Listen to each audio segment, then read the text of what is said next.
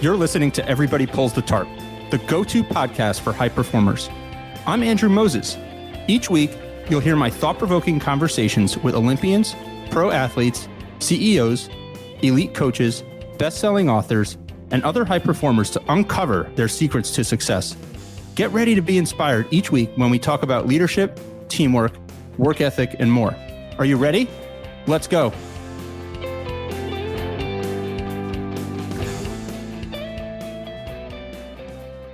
This week, my guest is New York Times bestselling author Stephanie Dray. Stephanie is a lawyer turned author, and after dipping her toes into a career as a practicing attorney, she pivoted to become a writer.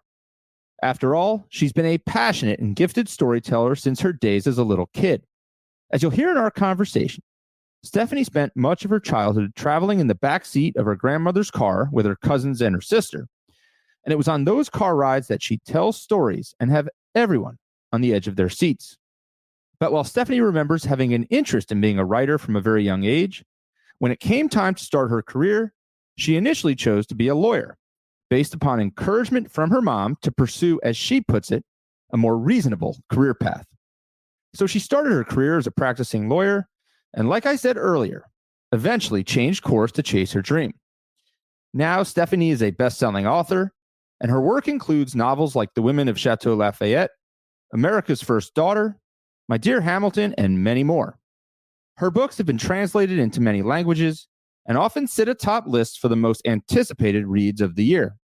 Stephanie's latest book, Becoming Madam Secretary, was just released back in March. So if you've been listening to Everybody Pulls the Tarp for a while now, then you know that I am fascinated by authors, and I absolutely love digging into their creative process and exploring how they do their work. For one, I am a huge believer that storytelling is one of life's most important and underrated skills.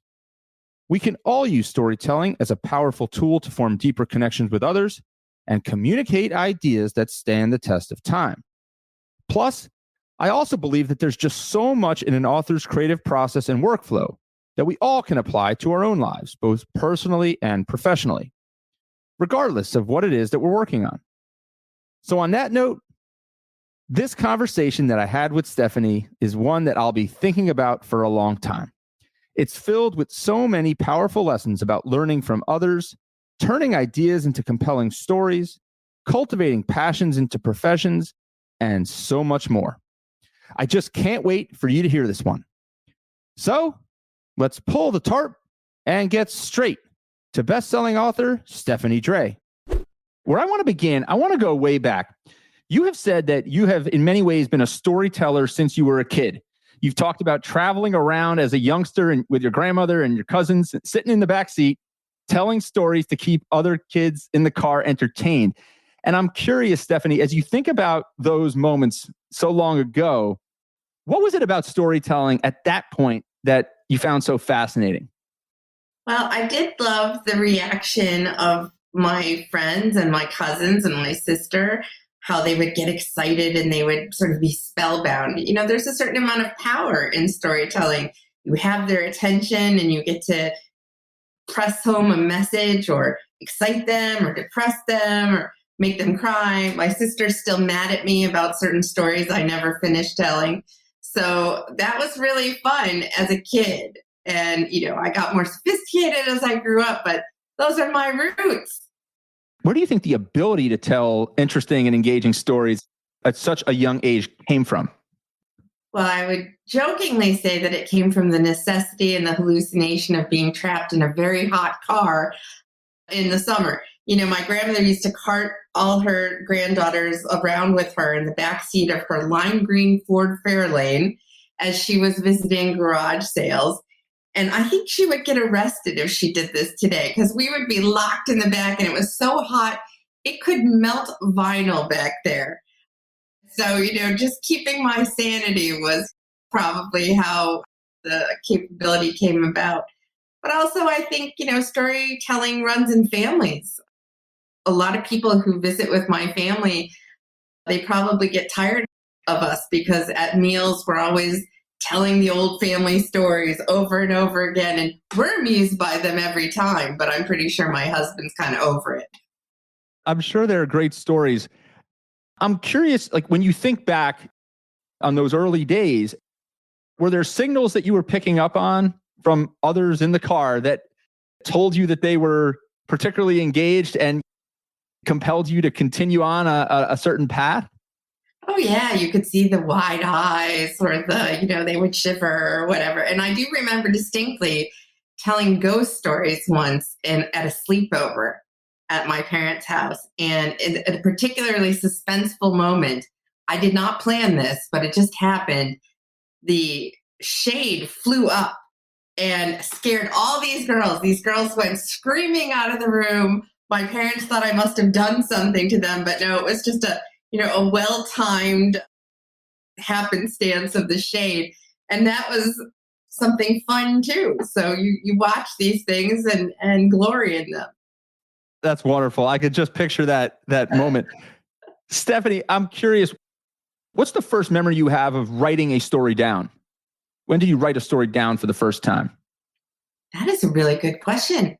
I'm going to say it must have been in grade school because my friends and we would pass around in notebooks sort of. And, this is kind of funny because I haven't thought about this maybe ever. I wonder if this connects to the fact that I love collaborative storytelling and I've done a number of books with co-authors. But at the time in grade school, I'd write a chapter of the story and then you pass the notebook on to your girlfriend and then she writes a chapter and you never know what's going to happen. So you have to make it all work. And I used to love doing that. I don't know where any of those stories are. I did not keep those notebooks, but I think that was the first time. It's interesting. That's almost in many ways like an author's version of improv. Yeah.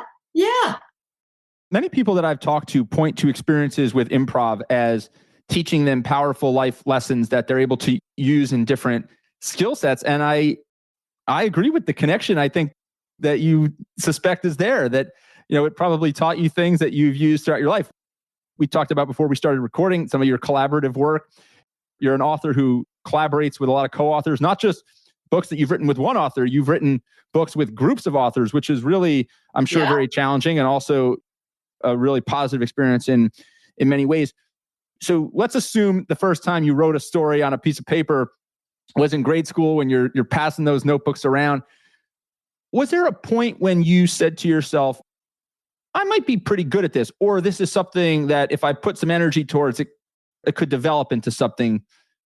Yes, I think I wanted to be a writer and a storyteller from an early age. But I remember distinctly my mother telling me that I would never make any money at it and that I had better pick a reasonable career. And so, of course, I decided to become a lawyer. And I was a practicing lawyer for about 10 minutes before I decided that if I was going to lie for a living, I might as well write fiction. I love it. I am sorry, lawyers in the audience. I am only teasing, but yes. There are many truth-telling, genuine lawyers out there, Stephanie. But what an interesting perspective. You were telling that story. I actually think back to a story about the world famous and iconic rock star Bruce Springsteen, where he talked about as a kid his father telling him over and over, "You're never going to make anything with yourself. If you keep playing that guitar, you're never going to become anything, son, with that guitar." And his father has long passed away. And during concerts, he will actually invoke that story and he'll ask the crowd to cheer if they think he's made something of himself with the guitar. That is hilarious. I should add, though, in case my mom is listening, she is my biggest supporter and she's very helpful to me. And in fact, she often helps me edit my books. So I would not taunt her at signings, but she knows what she said. I'm sure she knows what she said. And at the end of the day, I really do believe that it's important for all of us to have people in our lives who keep us honest and challenge us regardless of what it is or what we're trying to accomplish. You need those dreamers who think that anything's possible if you put your mind to it. And you need the people that are going to challenge you and maybe force you to think a little bit more clearly about the plan. And I can't help but think that the experience that you had on the legal side of your career has certainly informed your work as an author. So talk about that for a moment. Are there things that you took from that discipline that you've been able to really effectively weave into your craft as a storyteller and fiction writer?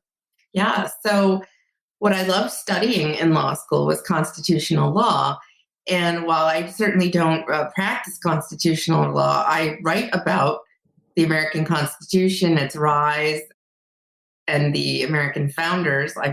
I co-wrote America's First Daughter and My Dear Hamilton with my dear friend and co-author Laura Camoy, who's a professor of American history.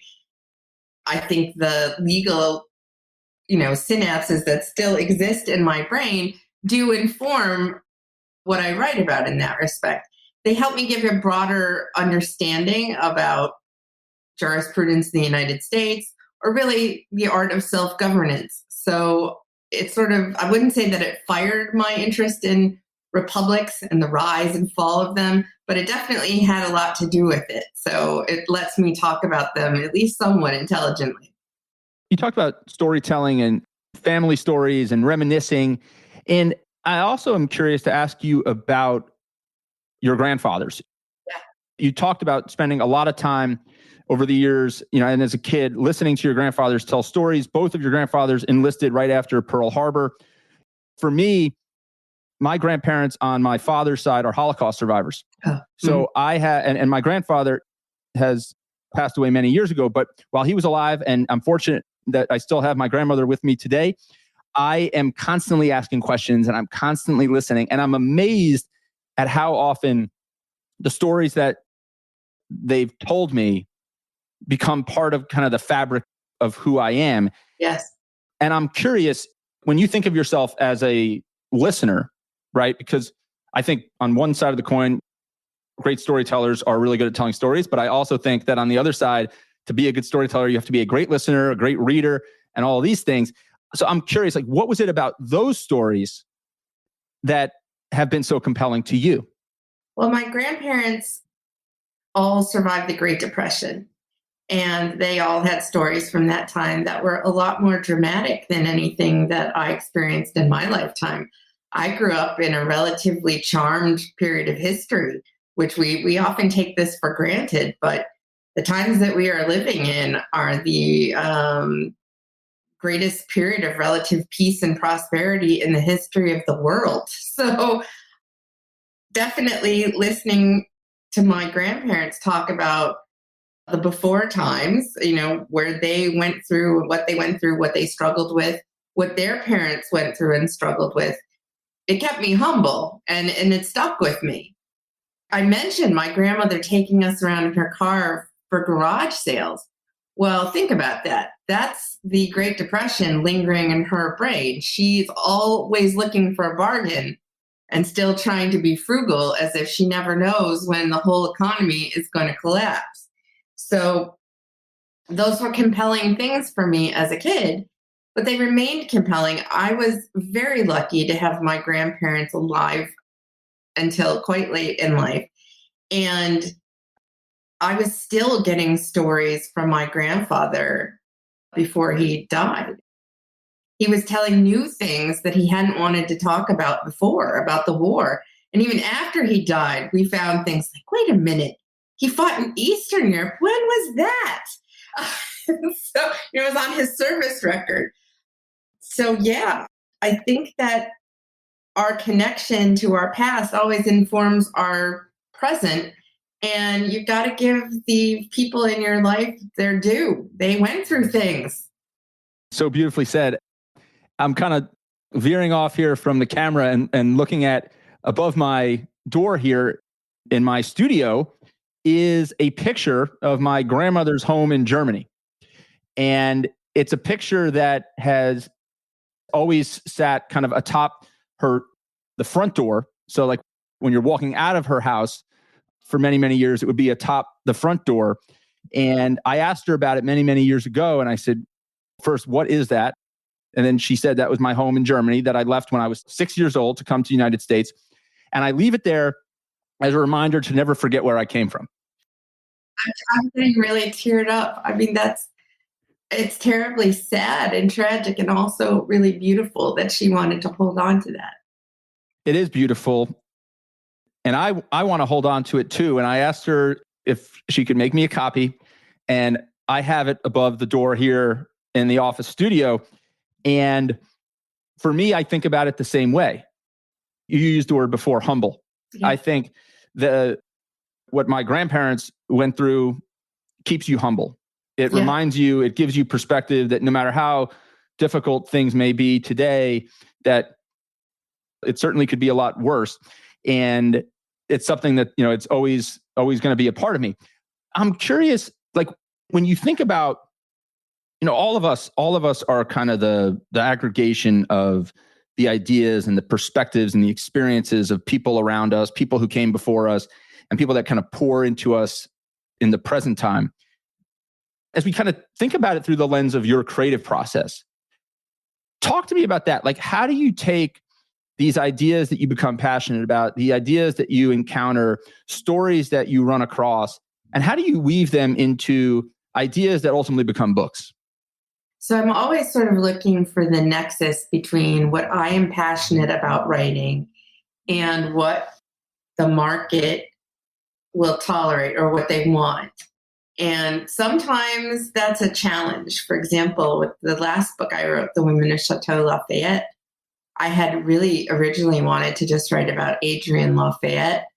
And my agent at the time said, you can't write about her.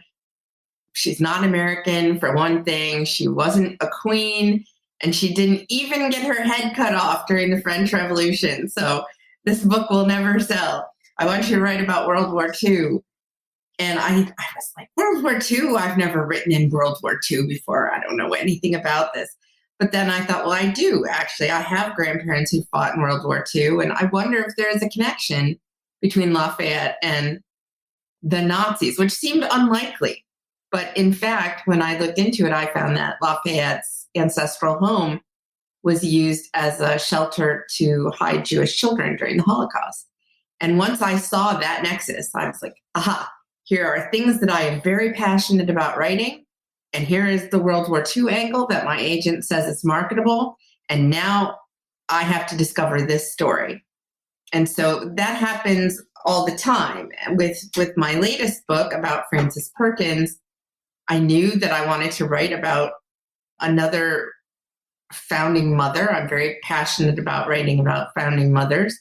But I also knew that revolutionary history is maybe not as popular as more modern day fiction. And my brand is sort of, my solo brand is a little bit moving into the 20th century.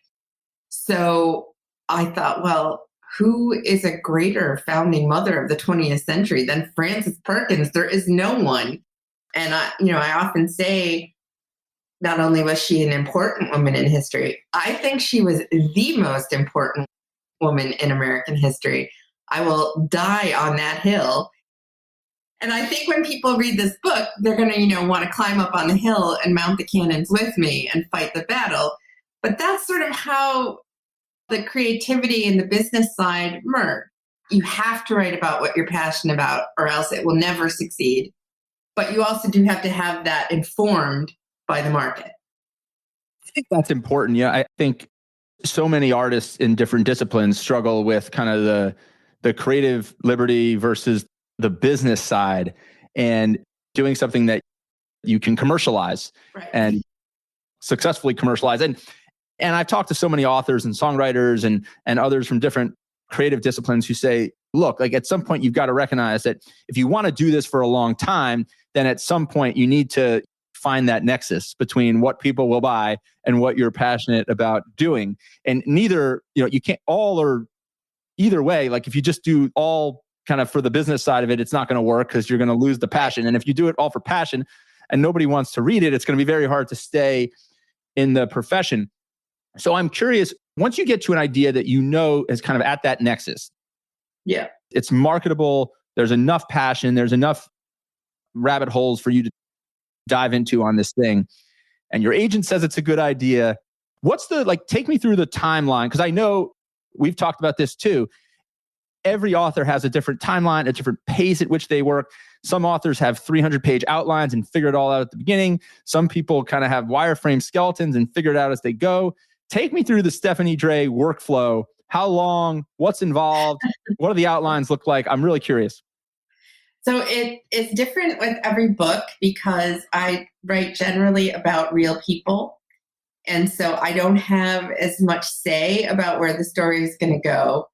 And also sometimes the history will surprise me, or, a pandemic interrupts. Like in this book, right, about Frances Perkins, I started it in March of 2020. And so my usual process would have been to go to the places that my heroine went and to go look at her papers and talk to people that she knew or that knew about her. And I couldn't go anywhere or talk to anybody. So I had to sort of rely on her oral history, which thank God Columbia University had digitized, and it's available for pretty much anybody to read. So I relied on that. But that still meant that even when I was well into the manuscript, I still had to do more research to sort of inform certain chapters. So then you're writing the story and you think you've got an outline because people are like, well, if it's historical fiction and it's a historical character, then you already know the plot, right? You know what happens. Sort of, you do. Except that people's real lives don't fall into a neat narrative arc, right? Like in real life, we have parts of our lives that are super boring and nobody wants to read about that. And we have coincidences that, really are coincidences. They don't mean anything. You can't put that in a book. Readers will never forgive you. So you really have to take somebody's life and hammer it and chisel it into the shape of a story. And that shape is sort of up for debate. And I never know exactly how that's going to go. So with Frances, I thought I had a great outline. I was going to write about a failed impeachment effort against her and her relationship with FDR and how it was tested by that. But when I started writing that, I started realizing that if I did that, I was going to end on a somewhat sour note, because even though she does survive this impeachment attempt, it was very personally scarring to her as a person. And so this is kind of a bummer for women's fiction. That's not a good seller. People want to be inspired and uplifted.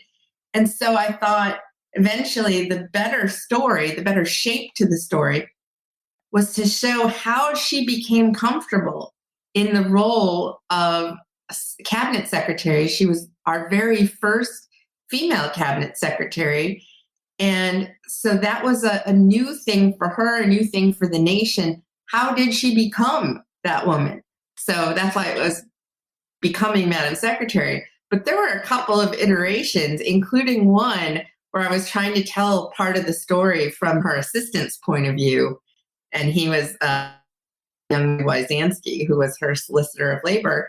And my very good friend, Kate Quinn, and and our friend Leon Nolan, they sponsored what I would say was an intervention on my behalf. And they said, you cannot write it this way. This is not working at all. Take it out and start over. So my creative process is never the same. I wish it was, because then I would feel more confident on how long a book is going to take or not take.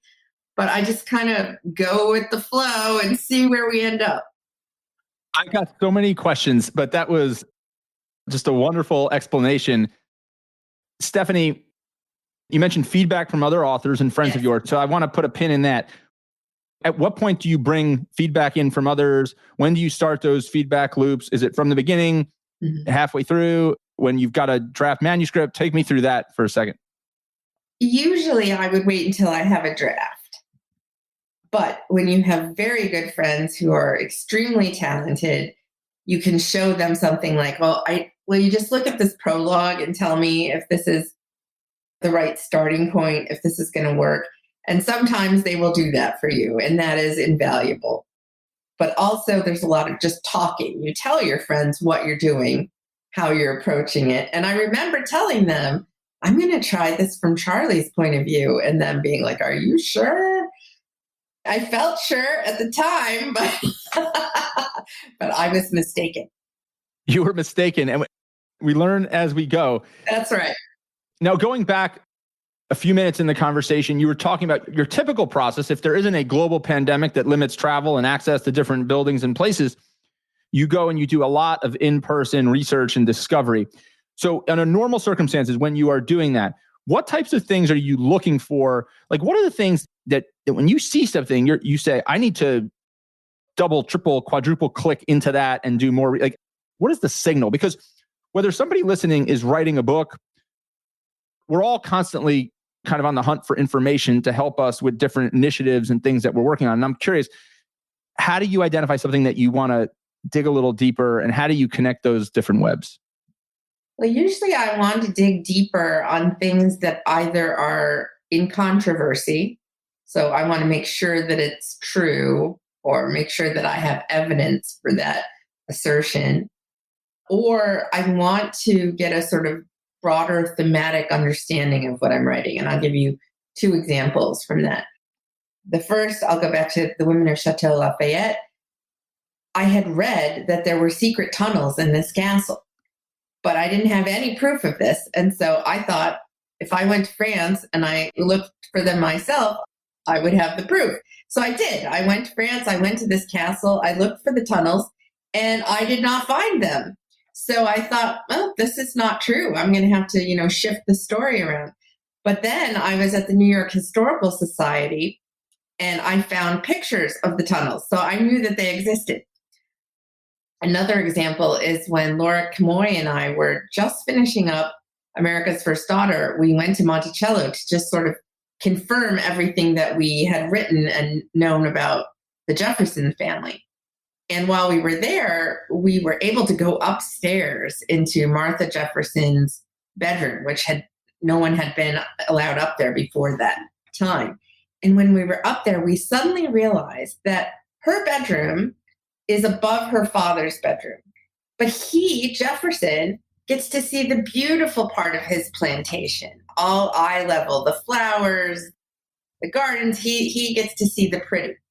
His daughter, her vantage point is higher. And so she is looking over Mulberry Row, where the enslaved population of Monticello lived, which we believe justified our writing her with a much more realistic point of view about what this plantation was about, what was sacrificed there. And even though she idolized her father, it gave us the notion of how we can create the conflicts, the emotional conflicts, because her father's a dreamer and Martha's not.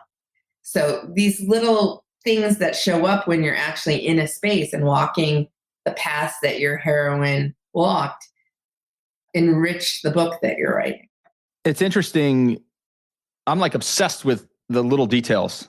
And it doesn't matter like what it is, right? Like I just fundamentally believe that underneath every success story is somebody who cared about the details and the little things. And in many ways, little things are not little things. Little things just kind of aggregate into big things. And yes, your story there is a powerful reminder of the importance of being present and looking for every little detail and signal that can kind of help us weave the tapestry together of whatever we're trying to figure out. Similarly, I watched a documentary on Robert Caro, the famed biographer of Robert Moses and Lyndon B. Johnson. Oh. And he told a story about, and I'm going to miss some of the pieces here, but essentially he brought someone to Lyndon B. Johnson's childhood home and was seeking some piece of the story. And the memory, like nothing was coming back. Like they were sitting in the dining room of his childhood home and nothing was really coming back. And then the sun started to set, I believe it was. And the lighting in the room changed. And all of a sudden, the memories came screaming back. And this individual was able to recant, like in extraordinary detail, like who sat where, what they would talk about, the tone of the room. And it just speaks to, again, like the power of being there and being in the moment. There's no replacement. So it's remarkable that you were able to create this wonderful book against the backdrop of a pandemic where we're relying on purely digital work. So what was your mindset with that? Was your mindset, look, I have to power through, I have to find a way? Yeah. I knew that it had to be done. I mean, if you remember in March 2020, we thought it would just be a couple months. We didn't know what we were in for. So I didn't realize that, it was going to take quite so long before I would have access to her papers. But there was a beautiful thing, and that is that this is the first heroine that I've ever written about where I was able to see video footage of her and actually hear her talk. And so I grasped those details wherever I could. So even though I couldn't maybe be in her home in Maine, I could actually see the person and see her gestures and her weird way of, not weird, I shouldn't say that. She has a very distinct New England accent and a way of talking that was of her time. And so those details are things that I loved bringing into the book. Stephanie, I'm enjoying our conversation so much. And I'm curious, as we start to wrap up our discussion today, I'm curious, like, as you think back to the first book or two that you published, and then you think kind of to where you are now, was there one or two things that you worried about a ton back then that you just wish you didn't spend so much time worrying about? No, because I think that all the things I worried about kept me sharp. They kept me trying to achieve. They kept me driven.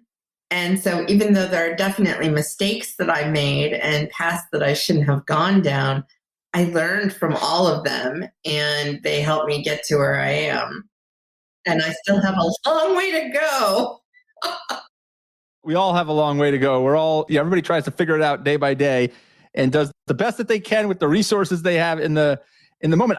And the way you look at that, as things you worried about back then kind of shaped you to your success now.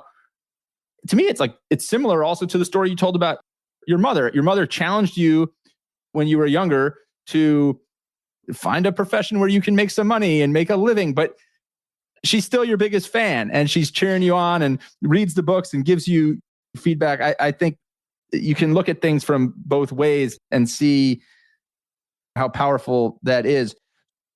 You said you still have a long way to go. So I'm always curious to ask extremely successful people in whatever it is that they're doing, their biggest area for growth. Like, what do you think as you look ahead? Like, what do you think your biggest area for growth as a writer is? I need to be more organized. I need to write more quickly. I need to use my time in wiser ways. I would like to improve my memory, because sometimes it's like Swiss cheese, especially when I'm in the middle of a project. But in my defense, I was spending a lot of time in the 1930s. So coming back to the modern day is a bit odd. That is, I'm sure that's a challenge to kind of vacillate between the two. So lastly, what would you say, if you had to boil your success so far down to one thing, like what would you say that one thing is that's been the most critical to your success? It's so odd to hear you talk about the success, because I always think like I'm just a work in progress. I don't feel like success seems like a destination, but it's really a journey. So I don't know that I don't feel like I've arrived anywhere. And so I guess like the biggest factor for writers is often luck, because this business is really challenging. My mom was not wrong. This is a very hard business to make money in and to be a professional. But if you take a lot of swings at the ball, you have a much better chance of getting a lucky shot, of getting a lucky strike, or not strike. See, I shouldn't use a baseball metaphor because I don't play. Wow. A lucky hit. All right, there you go. Well, I agree with you 100%. I'm actually a huge believer, and I've talked about this on this podcast so often, that I'm a believer that you need a little bit of luck, but it's more about creating your own luck. And that when you take, whatever analogy you want to use, when you swing the bat, when you take shots on the goal, when you put things out in the universe, you're increasing your surface area that you're going to get lucky, right? Yes. And the wider the surface area you have for luck, the more likely that some good things are are about to happen or could happen for you. But I'm also, when I think about your story and your career so far, which you're just, like you said, very much in the middle of, I think this incredible discipline and focus that you have on this idea of always being a work in progress is probably something that has played a major role in your success, even though you struggle with the idea of defining yourself as success, because a success sounds like a destination. Yeah. I had a conversation recently with a country music artist who was a finalist on The Voice. And she talked about this idea of like, what's success and when have you achieved success? And she had said, I bet you like Taylor Swift doesn't want to sit down and take a nap. Taylor Swift just wants to keep going and wants to continue to push the bar. And she was talking about it through the context of that's how she is. As a performer, as a songwriter, as a person, she's constantly raising the bar. And we talked about this visual of almost like climbing a mountain, that you start at the base camp and then you climb and it's challenging. And then you get to like a little flat area and you're at another base camp and you can rest and then you climb again. And I think a lot of success stories are kind of that visual of you never want to stop climbing. Yeah. But I think it's also important to reflect and celebrate the moments when you get to the level ground a little bit. And you sure have with so many bestsellers. Stephanie Dray, this has been so much fun. New York Times bestseller, Wall Street Journal bestseller, USA Today bestselling author. I could go on all day and I could ask you questions all day, but I know you have books to write and this has been so much fun. I hope we get to do it again sometime. Thank you so much. You're forever a part of the Everybody Pulls the Tarp community. All right. Oh, yay. Thank you. Mwah. Thank you very much. Thank you. Have a great Thank day. you. Thank you. All right, everyone. If you loved this episode, you might also enjoy my interview with Hootie and the Blowfish drummer and two-time Grammy Award winner, Jim Sonnefeld. In 1989, Jim and bandmates Mark Bryan, Dean Felber, and Darius Rucker were playing gigs at small bars and fraternity parties at the University of South Carolina. They booked their own gigs, hung up posters to promote their shows, and scraped money together to reserve time at local recording studios. Ultimately, they'd go on to achieve massive success, winning 2 Grammy Awards and selling over 25 million albums worldwide. Jim's story is remarkable, and this is another episode you don't want to miss. Check it out and let me know what you think. Thank you for joining me this week. Be sure to subscribe in your favorite podcast app so you can catch all of our upcoming episodes. And if you are like me and want a world full of tarp pullers, then leave a review to help others find us. You can also follow me on Twitter at Andrew H. Moses. That's Andrew H. Moses. And be sure to sign up for my email newsletter at everybodypullsthetarp.com/newsletter. I'll share tips and insights to help you achieve maximum success and happiness. Today's a great day to pull the tarp. I am rooting for you. See you next time.